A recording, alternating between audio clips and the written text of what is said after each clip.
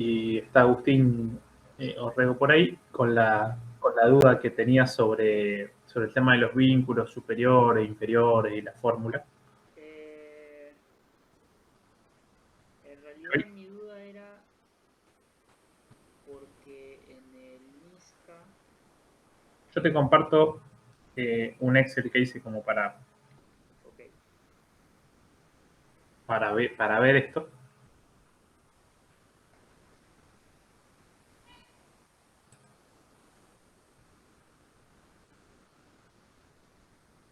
Ahí están viendo mi Excel. Sí.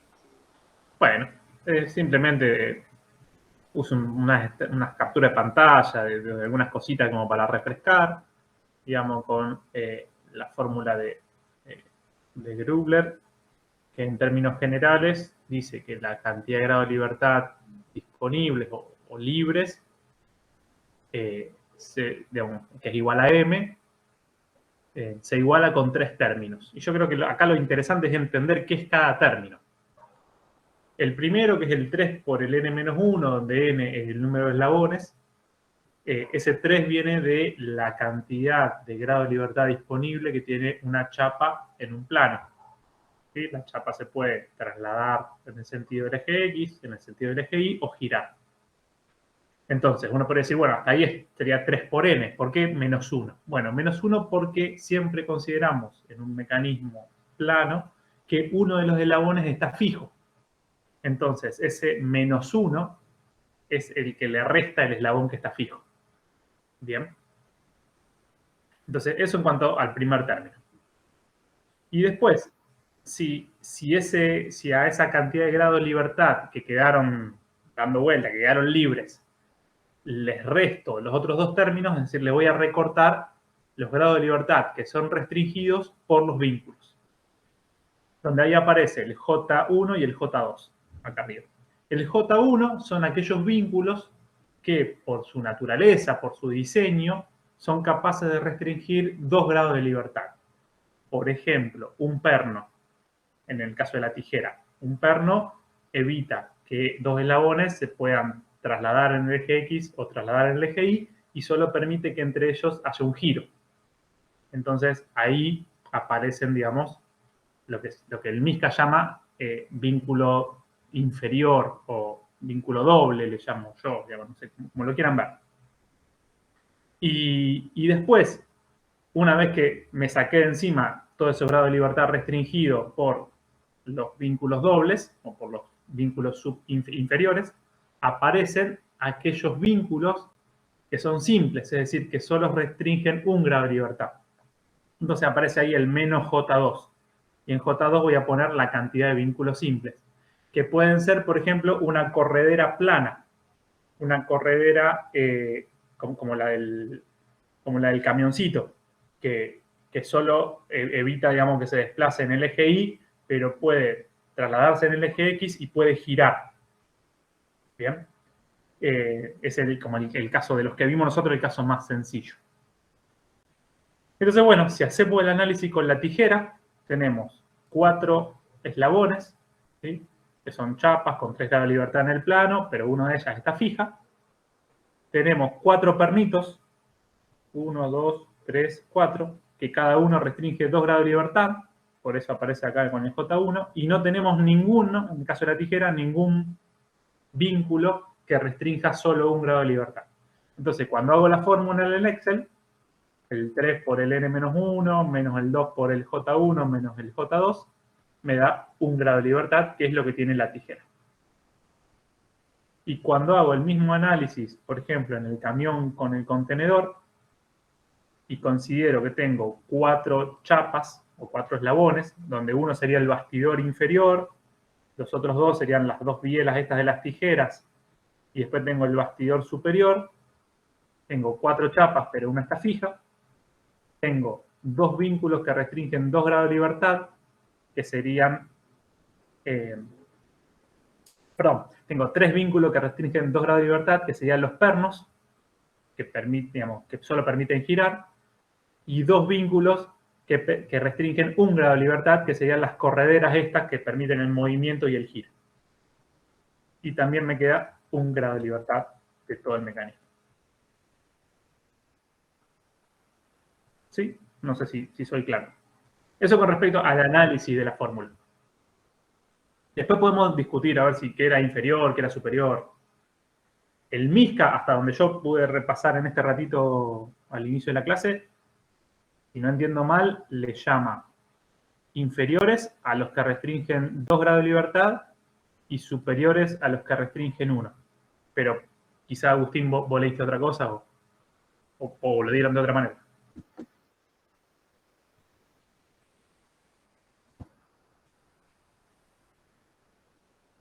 Uh-huh.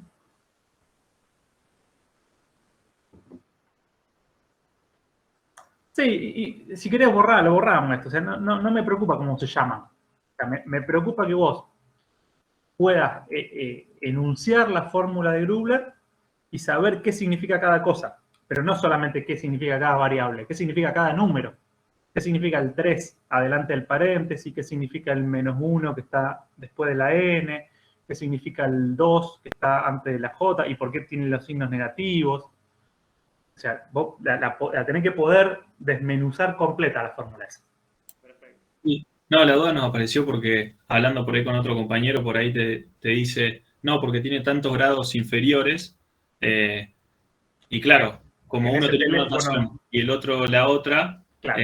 como que nos quedamos pensando y después cuando nos dimos cuenta que comparando las distintas, o sea, lo que vimos en mecánica racional y lo que veíamos en los apuntes de acá, era que tenían las notaciones invertidas. Entonces, bien, perfecto. Bien ahí que estuvieron despiertos. Y bueno, mi recomendación, ya esto es una recomendación más de profesional a profesional que de docente estudiante, es decir, bueno, traten de desarmar la fórmula y de entender qué es cada cosa de la que ustedes están escribiendo. Por un lado, no se acuerden cosas de memoria y por otro, digamos, si logran hacer ese análisis, van a poder hablar con cualquier persona en cualquier país y van a llegar a un punto de acuerdo porque están hablando del mismo concepto, no porque le llaman de la misma forma a las palabras o a los términos. No sé si me explico. Sí. Bien, bárbaro. Entonces, bueno, resuelto eso de la notación o de cómo lo llama cada uno, podemos sí preguntar si hubo otros problemas con el práctico 2. Con el Solid, no sé, renegaron con algo. Yo, profe, tenía una duda porque me salía todo bien, pero cuando hacía el análisis de movimientos, ese ángulo límite de 60 grados se me pasaba cuando le ponía la fuerza que arrancaba el movimiento. ¿Es normal? Bien. Así que sé. O sea, vos arrancás bien, pero no corta cuando llega a los 60, sino que como que sigue de largo. Cortan 63,15, una cosa así. No está tan lejos, pero bueno, igual sigue estando mal. Bueno, ok. Hay que ver ahí el detalle, a dónde estará el Porque cuando le doy así a mover las piezas, todo perfecto. O sea, las relaciones de posición. Cuando lo movés con el mouse. Claro, hasta ahí Bien. está todo perfecto. Pero después en la animación, no en la animación, en el análisis de movimiento, me queda mal. Sí. Le pasa un poquito. Es algo bastante tristemente frecuente en el análisis de movimiento, que a veces no respeta ciertas relaciones de posición o entra como en unas iteraciones medias extrañas, invierte algunas figuras. Eso suele pasar. La verdad que es tan, digamos, una herramienta tan compleja el Motion que así dar una solución mágica o una solución única, así en la clase, es medio difícil. Es más de caso particular que podemos ir analizando. Pero si en resumen vos pudiste validar, o sea, vos haces un análisis en la hoja y llegás a la conclusión de que el punto crítico para que el mecanismo comience a moverse es el ángulo más bajo, y entonces, a partir de eso, probás con un valor de fuerza y quizás no se mueve, y después probás con un valor superior al que te da por cálculo y se mueve, bueno, ya con eso estarías validando el mecanismo. Yo, Listo. en lo personal me quedaría tranquilo. Listo. Después sí, si tenés que usar esa información porque es algo más complejo, lo tenés que presentar en algún lado, bueno, ahí sí valdría la pena quizá ponerse a analizar relación de posición por relación de posición, a ver si hay alguna que está redundante, o si todas son contempladas todo el tiempo que dura la simulación. Bueno, es ya un laburo más detallado. Pero bueno, en líneas generales creo que si pudiste llegar hasta ese paso, para mí está bien. Listo, perfecto. Sí, sí, todo el resto, o sea, llegué bien, más o menos me coincidía con lo teórico, pero bueno, me quedó eso, ese detalle. Bien. Profe, yo tenía una duda de en realidad de si podía mostrar otra vez cómo hacer, cambiarle las masas. Recuerda que- Sí, cómo no.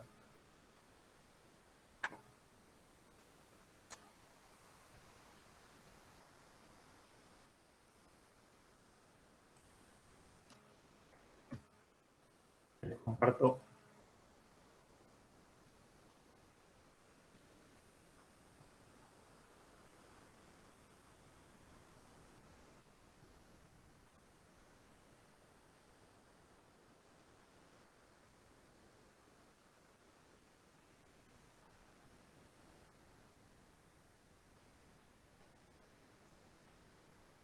Está viendo el Solid.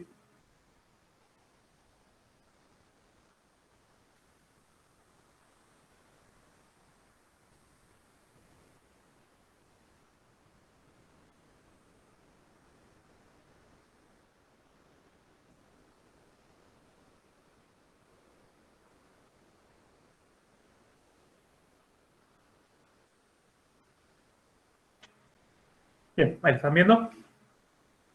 Sí, sí. Perfecto. Abro, en este caso, la masa, por ejemplo.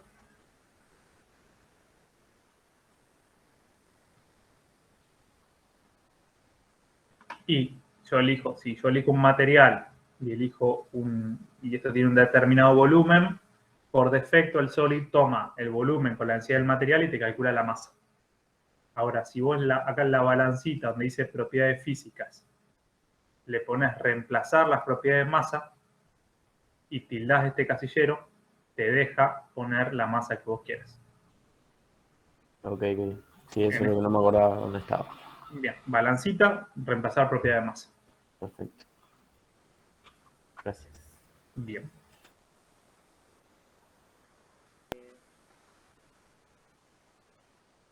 Ay, perdón. ¿Hay una relación de posición con la corredera? Sí, hay relación en posición de corredera, pero yo recomiendo no usar porque son relaciones avanzadas. Entonces, para no hacer transpirar tanto al Solid, lo que te recomiendo es que uses relaciones de posición simple que emulen a la corredera. Como por ejemplo, lo que yo uso acá en mis correderas, en realidad, si vos mirás esta pieza, mirás las relaciones de posición, el vínculo con la corredera es una tangencia, que es una relación de posición simple. Claro. Bien. Le quería preguntar, yo lo que hice fue agregar otra relación de posición, poner el ángulo inicial y después lo saqué. O sea, lo puse para que se ponga en esa posición, después lo saqué Bien. para que... Eso no molesta generalmente. Yo acá armo mi corredera con la tangencia y con el ángulo límite. Y sé que de esa manera funciona, porque solo le estoy poniendo una relación de posición avanzada. O sea, lo estoy haciendo, entre comillas, pensar poco al sólido. ¿Cómo sería ese ángulo límite? Ángulo límite es una relación de posición que te dice, bueno, cuál es el ángulo inicial, el ángulo mínimo y el ángulo máximo que pueden mantener dos caras. Ah, En este caso, yo las dos caras que elegí fueron esas que están pintadas de azul. Bien, pero claro, bueno, perfecto. podés elegir otras. Ahí tenés que tener cuidado con qué ángulo te está tomando. Si está tomando el primer cuadrante, el segundo cuadrante. El Solid es un poco particular con esas cosas. Claro, sí, Pero, sí. pero una vez que descubrís qué cuadrante estás tomando, bueno, podés elegir dos caras cualesquiera y acotar, ¿sí?, el máximo y el mínimo ángulo que pueden tomar entre esas caras. Y después, la que está seleccionada acá arriba es, como por decir, el ángulo actual, el ángulo que te está mostrando en este momento. Perfecto. Bien, Yo o sea, pensé que en los este dos momento... valores eran de distancia, no de ángulo máximo. No, son de valor mínimo y valor máximo del ángulo, porque en definitiva ahí tienen los graditos.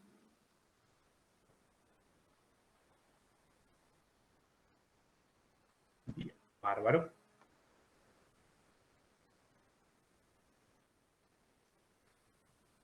Bueno, ¿alguna otra consulta del práctico 2?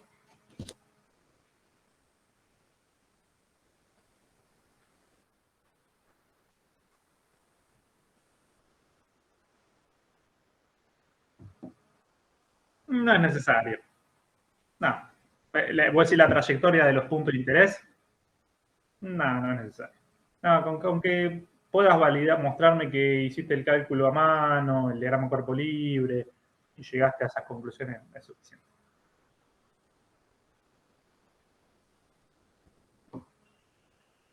Bien. Profesor, después para hacer un ensamble, tenés que hacer pieza por pieza en el Solid, porque ponerle yo en el primer TP dibujé todo como si fuesen una sola pieza, eran diferentes croquis, pero una sola pieza, y cuando iba a hacer el ensamble no lo podés separar. O sea, ¿hay Claro. forma de separarlo o tenés que, no sé, Sí, hacer una barra, es una pieza, después cuando terminaste cerrás y haces otra pieza con otra cosa? lo recomendable, lo que dicen los tutoriales y la escuela más ortodoxa y prolija del Solid es un archivo por pieza o un archivo por familia de piezas que son muy similares. Después aparece todo el tema de configuraciones, que son estrategias para que adentro del mismo archivo te queden varias piezas generalmente parecidas porque comparten una parte del árbol de operaciones. Pero bueno, eso ya requiere un entrenamiento un poquito más avanzado. De momento, digamos, si no tienen un gran manejo del Solid, la recomendación es abrir un archivo, hacer una pieza, cerrarlo, abrir otro archivo, hacer otra pieza, cerrarlo y así. Bien. Listo. Pero después sí, a ver, cuando uno la quiere cancherear, hay unos cuantos atajos adentro del Solid para hacer esa macana, digamos, de usar el mismo archivo para dos piezas distintas y cosas por el estilo. Sí, hay maneras de hacer cosas. Generar varios sólidos y eliminar, por ejemplo, podés generar 3 sólidos y eliminas 2 y te queda uno solo. Y después eliminas otros 2 y te queda otro prendido. Entonces el mismo archivo en cada configuración tiene como distintas piezas. Pero no es lo mejor, digamos. Bueno, acá Santiago puede dar su opinión. Pero... Sí, a ver. Hay múltiples formas de laburar o estrategias que presenta el Solid. Algunas son mejores que otras y más recomendables que otras. Y después hay varias que son igual de buenas, que tienen por ahí su diferencia o su característica, que pueden ser mejores para una cosa y peores para otra, pero también un poco elegir un criterio. Y para esto no sé quién fue quien preguntó, pero de hacer, por ejemplo, el modelo este que hizo Fede, perdón, una opción rápida, si es para este trabajo en sí, que es un trabajo práctico, se podría dibujar todas las piezas en una, como distintos, sí, ni siquiera como sólidos o como distintas piezas, y después hacer configuraciones de cada una de las piezas y montarlas en el ensamblaje. Entonces, por ahí ya te quedaban varias cosas definidas. O sea, en una única pieza capaz que ya tenías definidas varias medidas, entonces cambiando una sola medida ya adecuabas todo. ¿Es una opción? Sí.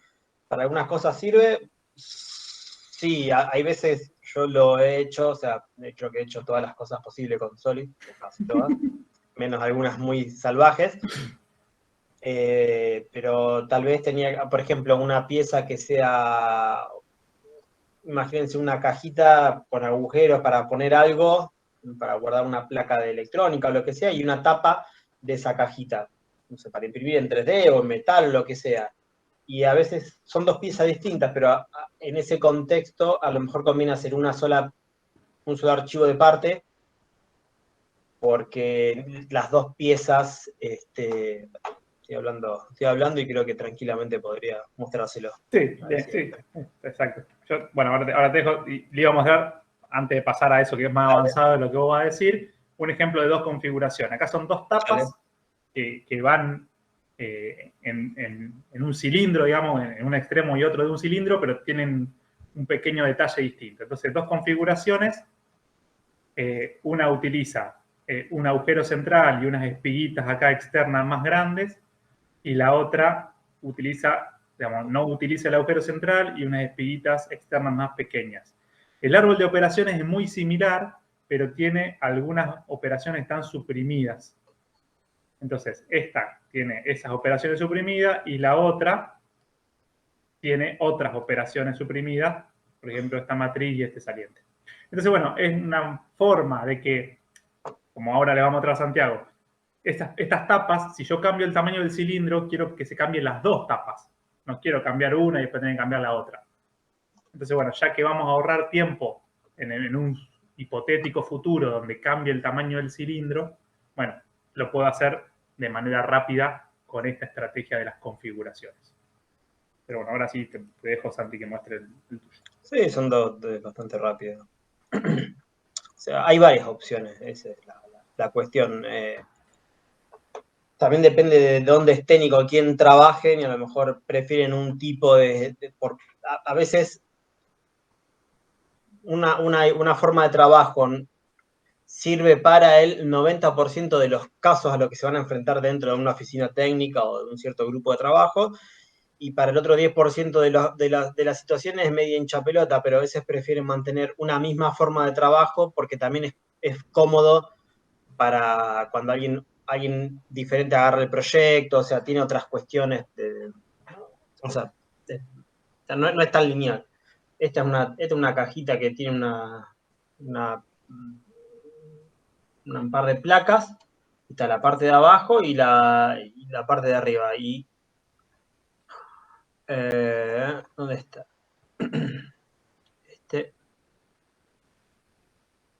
Creo que hice las dos distintas, a ver. Sí, son dos configuraciones. Donde está la parte de arriba y la parte de abajo.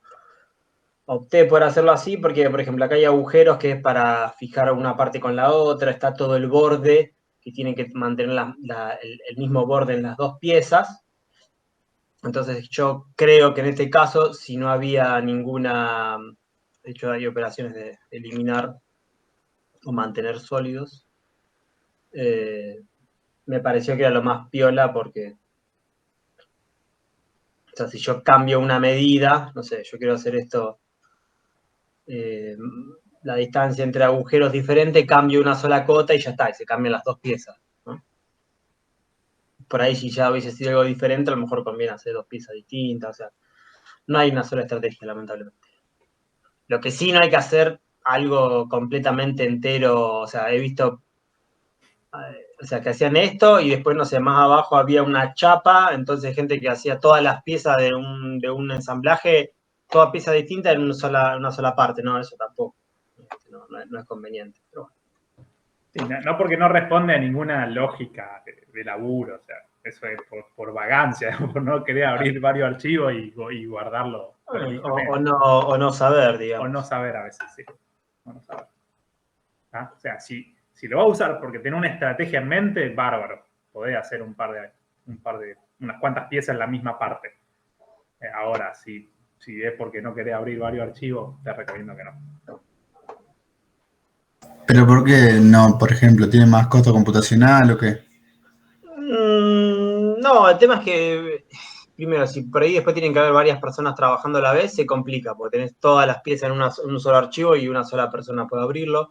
Después, para hacer los documentos, generalmente, a ver, ¿qué es lo que está bueno? Que una pieza tenga un código, como sea, No, el nombrecito eje, tapita, tapa, eje más grande, eje inferior. No, o sea, ese es el nombre de pila o no, el sobrenombre.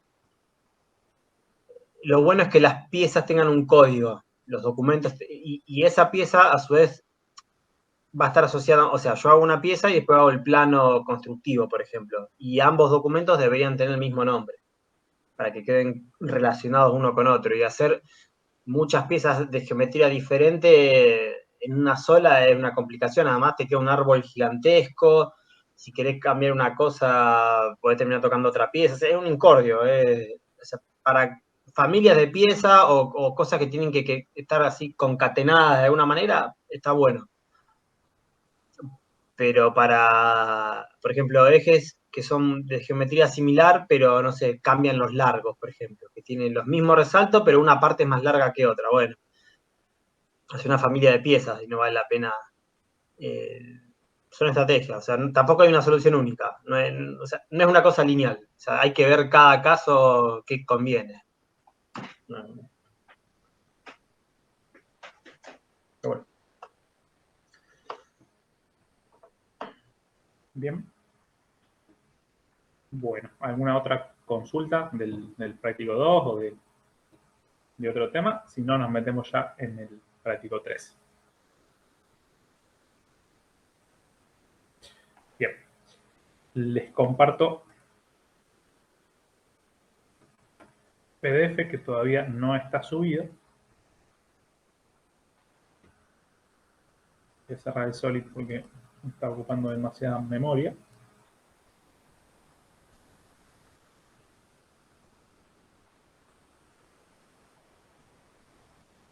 A ver si me deja.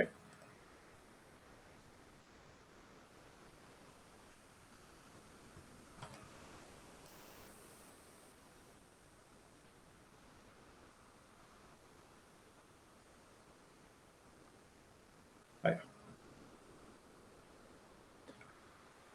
Bien. Bueno, en este caso tenemos el práctico 3,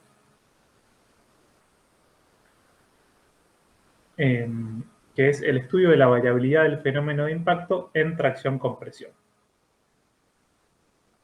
La consigna es suponer que en un paso previo de diseño, o sea, en la evaluación estática, se definieron el área, la longitud de L y la longitud de L de la barra, su módulo elástico E y la carga estática Q. Y que en el paso actual, la evaluación del impacto, se concluye que resulta inevitable una cierta altura de caída H. Entonces van a hacer un Excel, como estamos viendo acá en una captura de pantalla, con celdas en amarillo, que son las que se pueden cambiar, y celdas en verde, que son las que responden a una fórmula y que por lo tanto, sin estar bloqueadas, o las bloquean o sin estar bloqueadas, la idea es que no las sobreescriban. Bien. Nosotros con Santiago, generalmente en lo que es la vida también profesional, tratamos de mantener este esquema de planilla de cálculo, donde ponemos una columna con la magnitud, con la descripción de la magnitud, una columna con la variable que hace referencia a esa magnitud, una columna con el valor que toma esa magnitud y una columna con la unidad correspondiente a ese valor de la magnitud. Y muchas veces, si se puede, alguna aclaración respecto de la fórmula que te permite calcular esa celda. Por lo menos la fórmula conceptual. ¿Por qué pongo el énfasis en esto en el tema de conceptual? Porque a veces lo que ustedes van a leer acá en el enunciado es correcto desde el punto de vista teórico, pero puede que en el Excel necesiten incorporar conversiones de unidades o algunos ajustes que no están reflejados en la fórmula que está acá a la derecha. ¿Bien? Entonces no es cuestión de copiar y pegar y de meter valores y celdas así a lo bobo, sino que requiere de un cierto análisis la construcción de esa planilla de cálculo. ¿Ok?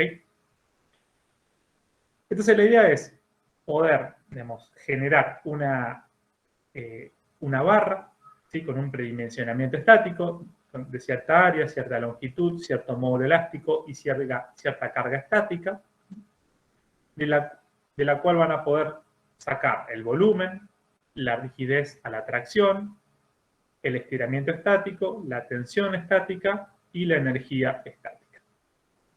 Luego, poniendo solo como variable la altura de caída de la carga, expresada acá con la letra H mayúscula en centímetros, van a calcular el coeficiente de impacto K sub D, el estiramiento dinámico delta D, la tensión dinámica sigma D, la energía potencial debido a la altura, debido a la flecha dinámica, la energía total y por otros dos caminos los coeficientes de impacto K sub D, que deberían dar bastante similares, y también esa carga aparente en el impacto Q astérico.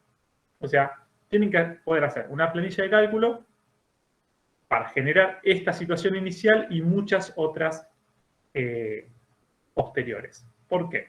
Porque lo que vamos a hacer es tratar de observar cómo cambia el coeficiente de impacto, el sigma sub D y la carga aparente para diferentes alturas de caída. En este caso, dejando todas las otras variables, el área, la longitud, el módulo elástico y la carga fija. Entonces, si ustedes dejan un montón de variables fijas y tocan solo una variable, en este caso la altura de caída, van a ver cómo se modifican, por ejemplo, el KD con la altura de caída. Y luego, o sea, ese como un ejercicio, luego observar también cómo se modifica el KD, el sigma D y la carga aparente para distintas longitudes de barra, ¿sí? que dejando todo esto fijo, registran un cierto volumen, y luego, con los mismos volúmenes, tratar de observar también cómo se modifica el KD, el sigma D y el Q asterisco para áreas de un tamaño fijo. Entonces, esto les va a permitir apreciar en un gráfico, digamos, como el que estamos viendo, por ejemplo, cómo varía el K sub D para un mismo volumen de barra, pero en un caso variando la longitud, que sería la gráfica en azul, y en otro caso variando el área. Entonces, si yo tengo un volumen de, vamos a suponer, 60 centímetros cúbicos, o vamos al 100, que es más sencillo, 100 centímetros cúbicos. Estos 100 centímetros cúbicos lo puedo lograr con una longitud de 100 centímetros y un área de 1, o con un área de 100 y una longitud de 1. ¿Bien? Entonces, en esos dos casos, en este caso el área sería de 1,5 porque es la que me obliga a dejar fija, el KD tiene distinta respuesta. Y eso los voy a invitar a hacer algunas reflexiones.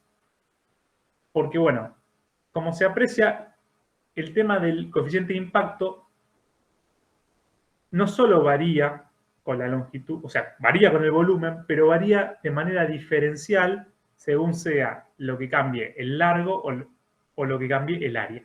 Y aparentemente, por lo que muestra el enunciado, si yo genero mayores volúmenes de material, pero con longitudes mayores, sin incrementar el área, logro coeficientes de impacto menores, como se aprecia acá en la gráfica azul. Mientras que si yo genero mayores volúmenes de material, pero con áreas mayores y con longitudes constantes, vamos a suponer, genero coeficientes de impacto mayores. Y como yo, en definitiva, lo que quiero es, para lograr una respuesta satisfactoria en la parte donde apoya mi barra o mi sistema, mi diseño, lograr que la barra o el elemento elástico absorba la mayor cantidad de energía posible, y eso se logra con menores coeficientes de impacto, hay variables del diseño que yo puedo llegar a manipular, pero algunas, manipulándolas, logro diseños más eficaces que manipulando otras. Entonces, bueno, que armen el Excel es una parte del práctico, pero que jueguen con esa planilla de cálculo para ver de qué manera responde el modelo, según sea la variable que yo modifico, es la segunda parte, quizá la más rica de este práctico. Bueno, en este caso era el tema de los volúmenes. Y luego sí, graficar la evolución de esos separadamente, cómo funciona el volumen de la barra, cuando el mismo se obtiene variando L o variando A. Yo acá les dejé solo la gráfica del K sub D variando A o L, pero les muestro en el Excel, ahora les cambio la ventanita.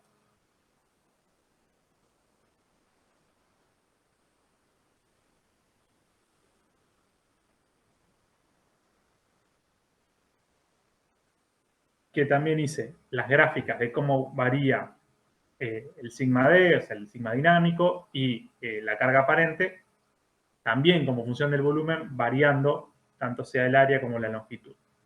Fíjense que tenemos comportamientos disímiles, y si bien en algunos casos pareciera no haber mucha diferencia, como en el caso del sigma D, hay otras variables que sí se modifican sensiblemente, y entonces esto los puede llevar a ustedes a sacar conclusiones distintas respecto de lo que conviene modificar en un diseño que tiene que soportar impacto.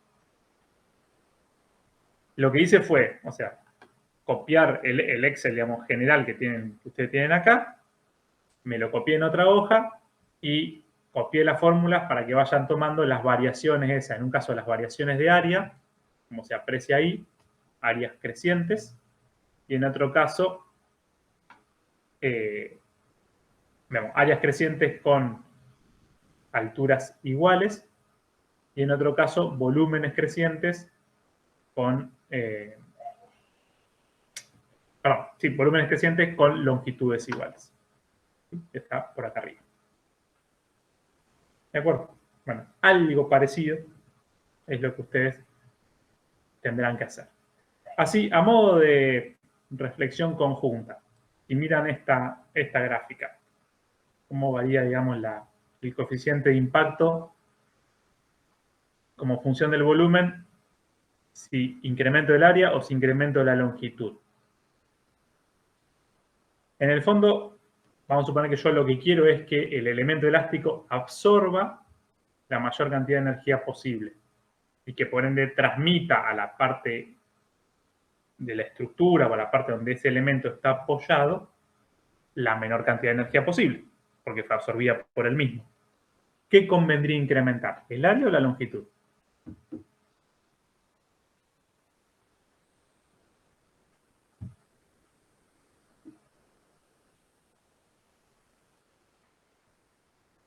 Mejor dicho, ¿cómo quiero que sea el coeficiente de impacto? ¿Alto o bajo? Tendría que ser bajo, ¿o no? Tendría que ser bajo, bien. Y para lograr ese coeficiente de impacto bajo, que vamos a volver acá al Excel, ¿qué implica un coeficiente de impacto bajo? Significa que cuando yo quiera calcular, por ejemplo, la tensión dinámica, va a ser función del coeficiente de impacto, o cuando quiera calcular la carga aparente, que va a ser la carga por el coeficiente dinámico, por el coeficiente de impacto, entonces me va a quedar una carga aparente menor y lo de la tensión dinámica ahora lo vamos a ver, pero en principio tendería como a la baja esas variables. Y recuerden que esa carga aparente en el impacto y que eso que yo termino transmitiendo a la parte que está por debajo de mi elemento, estoy verificando el impacto, es importante y en definitiva muchas veces yo lo que no quiero es transmitir impacto a otra parte de la estructura. Pero bueno, esa solución la logro con un, digamos, coeficiente de impacto y con un Q asterisco, una carga aparente, lo menor posible. Entonces, en ambos casos, tanto en la gráfica esta de arriba como en esta de abajo, logro menores cargas aparentes y menores coeficientes de impacto, ampliando el volumen del material, pero que ese volumen no sea gigante de cualquier manera, sino que se amplíe variando la longitud, o sea, haciendo elementos más largos y conservando el área. Esto es bastante intuitivo y está también bastante relacionado, por ejemplo, con el tema resortes. Uno podía, para tener, digamos, si recuerdan la ecuación que vimos hace un rato de la deflexión de un resorte, era directamente proporcional a la cantidad de espiras activas. O sea que cuanto yo más vueltas tenga en la hélice del resorte, ¿sí?, mayor va a ser esa deflexión y por ende la capacidad de absorber energía. Bueno, acá pasa algo parecido en una barra o en un tornillo, por ejemplo, el ejemplo típico que se nos viene a la cabeza a los que nos gustan los motores de combustión interna. Cuando ustedes ven una tapa de cilindro que usa tornillos de una longitud quizás bastante más larga de la que intuitivamente nosotros relacionamos con lo que hace falta para sostener una pieza en su lugar, bueno, que un tornillo sea tan largo, evidentemente puede estar queriéndonos decir que va a absorber mejor los impactos que se producen sobre esa pieza, sobre esa tapa de cilindro. ¿Bien? En lugar de hacer un tornillo de mayor diámetro y más petizo. A lo mejor lo puedo llegar a dimensionar correctamente, pero esos impactos van a repercutir sobre los apoyos o los puntos de apoyo del motor entero. ¿Se entiende? Sí, profe, sí, punto.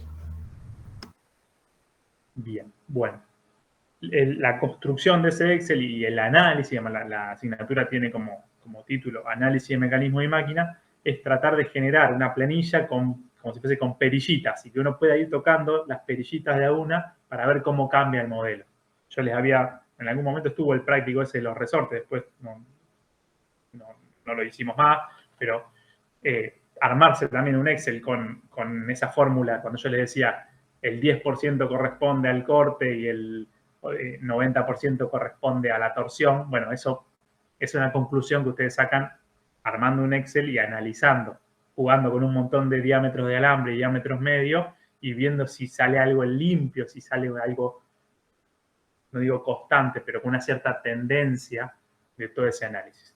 Bueno, dilucidar las tendencias de los modelos de cálculo es un poco el espíritu de alguno de los prácticos que tenemos acá. En este caso, del práctico de impacto. Entonces, bueno, finalmente vuelvo al enunciado. Poder generar esas gráficas y sacar conclusiones de cómo es la variabilidad de esos fenómenos de impacto en el modelo de tracción-compresión es un poco lo que se pretende de ustedes como para que redondeen la idea. Porque, a ver, armar el Excel es casi que sencillo, se lo estamos dando medio en bandeja, pero generar todas las otras celdas y poder graficar y luego sacar una conclusión razonada respecto de esa variabilidad, eso por ahí no está tan sencillo y requiere un poquito más de su análisis. Un comentario, Fede. Sí. Para que, creo que lo dijiste, no sé si lo mencionaste. Dale. No, que está ahí. O sea, fíjense que en la gráfica de la derecha cómo cambia la tensión. O sea, cambiando el largo o el área, cómo varía la tensión en los dos casos, y que es la misma en realidad. Y fíjense qué es lo que pasa, o sea, y en la otra gráfica de la izquierda, cómo varía el Q dinámico, ¿no? Y la carga aparente. Ahí se puede sacar una conclusión muy importante.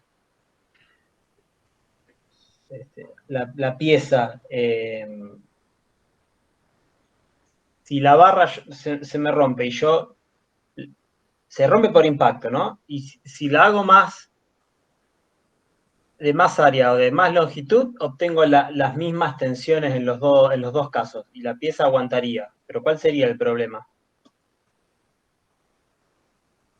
La carga Q cambia. La carga, o sea, la carga aparente. ¿Y qué significa que la carga aparente sea más grande?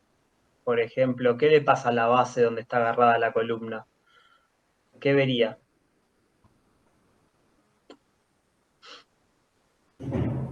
Una fuerza mayor. Ah, Y entonces, la barra está mejor, porque de cualquiera de las dos formas bajan las tensiones, pero lo que está abajo de la barra o la carga Q que cae, también va a haber esa carga aparente mayor. Entonces, lo único que estamos haciendo es trasladamos el problema a otro lugar, básicamente. Sí. O sea, absorbemos la energía, pero generando una carga aparente mayor. Y eso, digamos, o sea, está bien, entonces hacemos una base más grande, pero después, no sé, donde está agarrada la base también va a tener problemas y así sucesivamente. O sea, es como que haciéndolo más largo es como que es más gradual la absorción de energía, por ende la carga aparente es menor. Esa es un poco la conclusión también que deberían ver en todo esto. Y doy fe que es así porque he visto casos de barras, una barra horizontal de 2 toneladas y algo que le habían sacado el freno y chocaba contra un tope y se empezó a romper el tope, porque era muy blandito el tope o sea, blandito, una chapa a lo mejor, y se empezó a romper la chapa, entonces le pusieron un bodoque de chapa y se empezó a salir de la base de hormigón, entonces hicieron una base de hormigón más grande y la base de hormigón se empezó a salir del piso y lo único que había que hacer era poner unos resortes y algo que absorba el impacto de la barra para bajar el Q dinámico. Eso es un poco la conclusión, ¿no? O sea, si aumento el volumen, ya sea por área o por longitud, bajo las tensiones en el caso de impacto. Pero si lo hago por área, aumento el K dinámico. Y si lo hago por longitud, bajo el K dinámico. Entonces, lo mejor es bajarlo porque si no, la fuerza esa se va. Alguien más abajo la va a tener que absorber. Eso es un poquito la. Bueno. No sé si querés agregar algo más, Fede, del Bien, tema. no, ahora en breve ya lo subo y queda habilitado para que descarguen el enunciado y también ya habilito el link para que puedan subirlo cuando lo tengan terminado. Bueno, muestro rápido las lecturas semanales. Bien. Así ya terminamos la clase.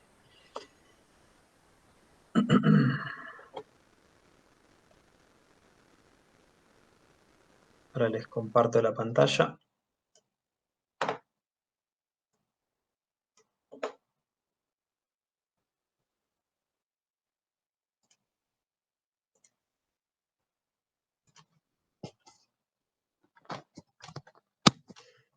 Bien, las lecturas semanales están acá indicadas al final. 3 del Pisarenko y una del Shigley. El Pisarenko, bueno, ítem 48. Ítem 48. Vamos para atrás.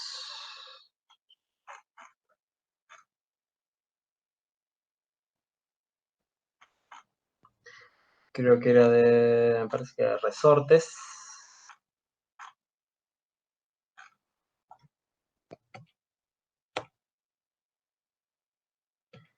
Un segundito que ya llegamos.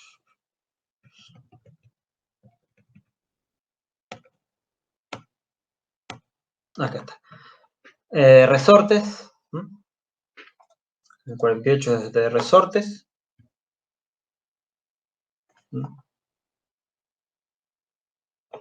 Después, 61 a 64, acá creo que hay un error. Ahora lo vamos a verificar. 61 a 64.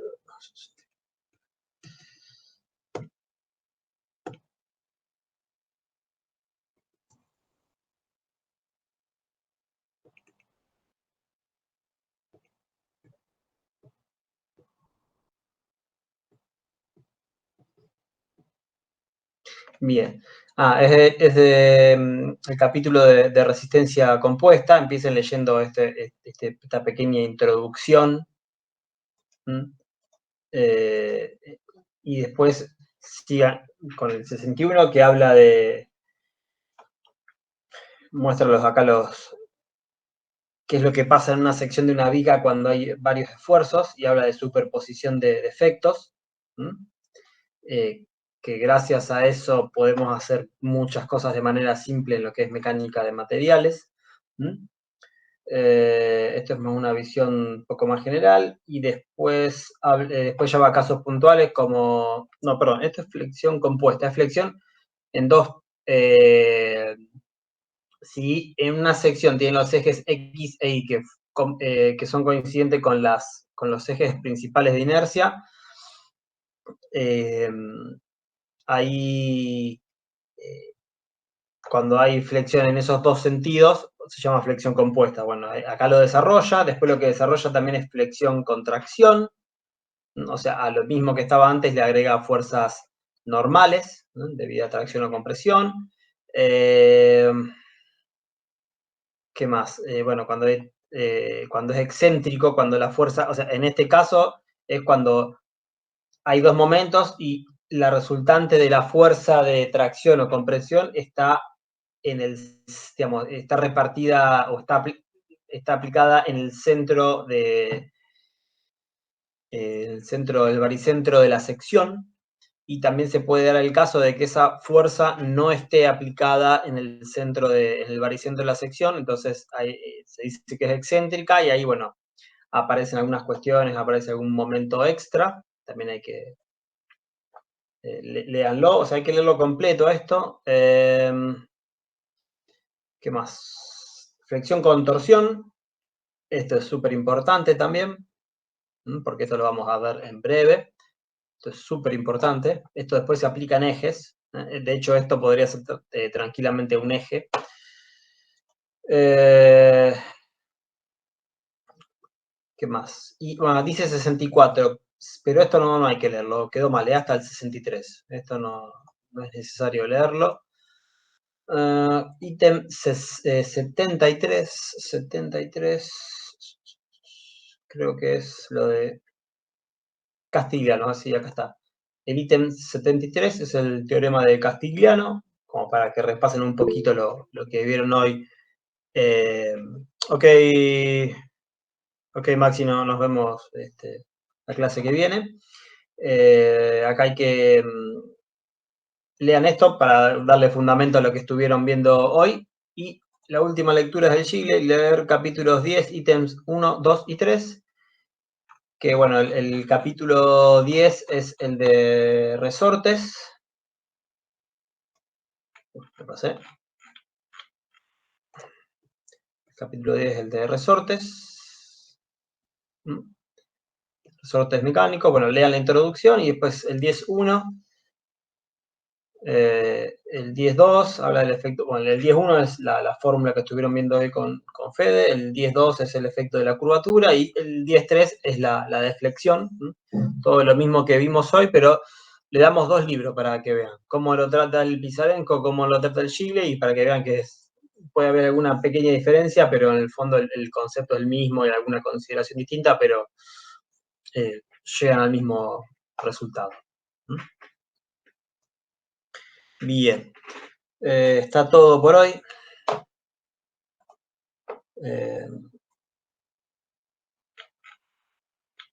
Dimos todos los temas, y bueno, la clase que viene, miércoles 14, es presencial, así que nos vemos directamente en la EIM. No sé si alguien quiere preguntar algo, si no, ya damos por terminada la clase.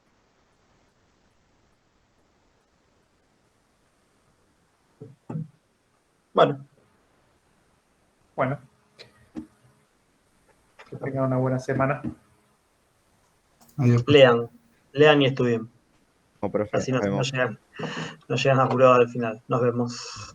Nos vemos. Hasta luego.